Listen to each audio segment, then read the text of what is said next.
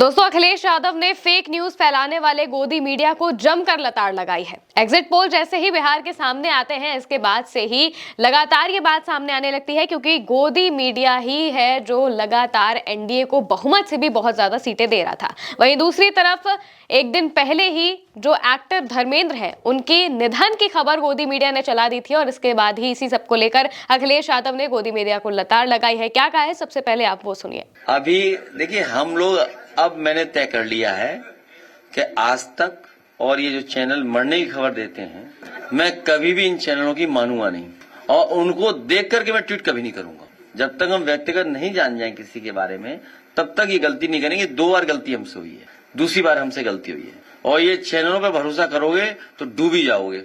क्या क्रेडिबिलिटी है बताओ, तुम बताओ पत्रकार साथ क्या करें, हम कहां सर मारे बताओ हैं?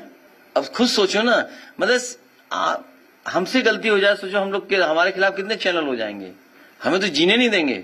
और वहां चैनल अपना कोई दिक्कत नहीं, फिर आगे मेकअप करके फिर शुरू हो गए झूठ बोलना। हाँ सच है, बिना मेकअप के नहीं आते हैं चैनल पे। तो दोस्तों, साफ सी बात है कि जैसे ही ये खबर सामने आती है कि एक्टर धर्मेंद्र का निधन हो गया है, तो हर कोई संशय में पड़ जाता है। कई लोग तो जो बड़े बड़े एक्टर्स हैं या फिर इंडस्ट्री से जुड़े हुए लोग हैं, वो भी ट्वीट करना शुरू कर देते हैं और इसी को लेकर अखिलेश यादव ने साफ तौर से कहा है कि इस तरह से फेक न्यूज फैलाते रहते हैं ये लोग। और अब तो उन्होंने ये कह दिया है कि अब मैं इन न्यूज चैनल्स पर भरोसा बिल्कुल भी नहीं करूंगा। मीडिया को उन्होंने सीधे तौर पर लताड़ लगाई है और कहा है कि किस तरीके से फेक न्यूज फैलाई जाती है। वहीं दूसरी तरफ जब एग्जिट पोल सामने आते हैं, तो शुरुआती एग्जिट पोल्स उस वक्त पर आते हैं जब वोटिंग में लोग लगे होते हैं, तभी से ही एग्जिट पोल्स आना शुरू हो जाते हैं। इस वजह से ही उनकी क्रेडिबिलिटी पर लगातार सवाल उठ रहे थे।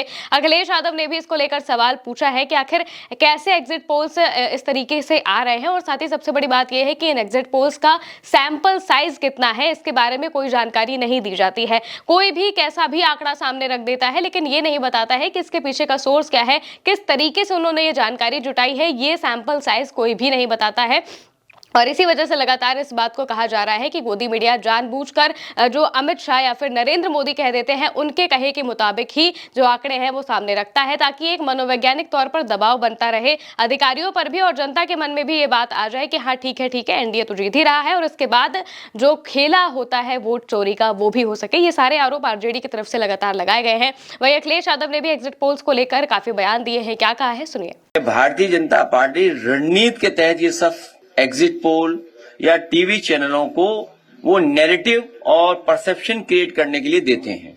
और ये बात भी छिपी नहीं है कि अगर चैनल्स को फंड न किया जाए तो चैनल्स नहीं चलेंगे, क्योंकि उनका प्रतिदिन का खर्चा बहुत है, महीने का खर्चा बहुत है, वो कैसे खर्चा निकलेगा। और फिर जो एजेंसी सर्वे करती हैं, जो एजेंसी सैंपल करते हैं, पता नहीं सैंपल कलेक्शन क्या था। जैसे यूपी का उदाहरण है, तो उनके एग्जिट पोल में और उनके अपने सर्वे में तो 2 ही तो जीत रहे थे, कि एक भी नहीं जीत रहे थे हम, हैं? नहीं, एक भी नहीं जीत रहे थे। अगर सही तरह से उनकी सुना जाए तो बीजेपी पूरी हरा रही थी, हमें 0 कर रही थी। याद कीजिए, आप याद कीजिए।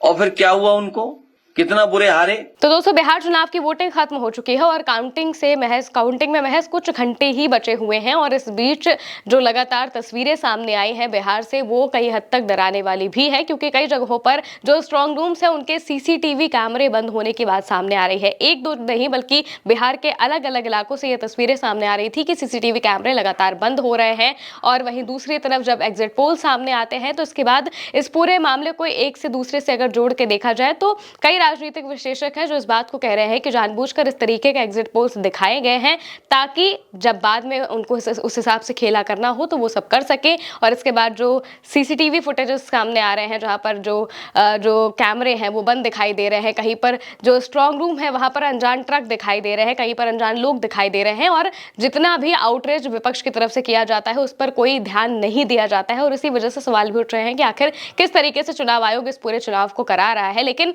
अगर बिहार चुनाव के अब तक की हम बात करें, तो अखिलेश यादव ने तेजस्वी यादव को जो मजबूती दी है वो साफ तौर से देखने लायक थी। अखिलेश यादव ने 26 से 27 रैलियां की थी बिहार में। बिहार के अलग अलग इलाकों में महागठबंधन के प्रत्याशियों के लिए वो रैली करते हुए दिखाई दिए थे और वहां पर जो उनके लिए क्रेज दिखाई दे रहा था वो बहुत कुछ कहता था कि आखिर अखिलेश यादव ने अपनी जो एक पहचान है वो एक नेशनल नेता के तौर पर बहुत पहले ही बना ली है। जब से उन्होंने लोकसभा कि सदन में वो पहुंचे हैं, जब से वो लोकसभा में पहुंचे हैं, 37 सांसदों को लेकर पहुंचे हैं, तब से ही उनका नाम पूरे देश में जाना जाता है और इसके बाद से ही लगातार जो तस्वीरें हैं हम साफ तौर से देख ही रहे हैं कि अखिलेश जहां पर भी जाते हैं, जिस भी राज्य में जाते हैं, वहां पर उनकी जो फैन फॉलोइंग है वो साफ तौर से दिखाई देती है। और बिहार में भी कुछ ऐसा हुआ है। तेजस्वी यादव को सबसे ज्यादा मजबूती देने के लिए अखिलेश यादव काफी लंबे वक्त तक बिहार में जो रैलियां हैं वो करते हुए दिखाई दिए थे। पहले चरण में भी उन्होंने काफी रैलियां की, दूसरे चरण के लिए भी उन्होंने काफी रैलियां की, और अब जब वोटिंग से पहले, वोटिंग खत्म होने के बाद जब एग्जिट पोल सामने आते हैं तो उस पर भी लगातार वो सवाल उठाते हुए दिखाई देते हैं। जिस तरीके के सवाल तेजस्वी यादव ने भी उठाए थे, उन्होंने भी कहा था कि जो चीजें अमित शाह लिख कर दे देते हैं,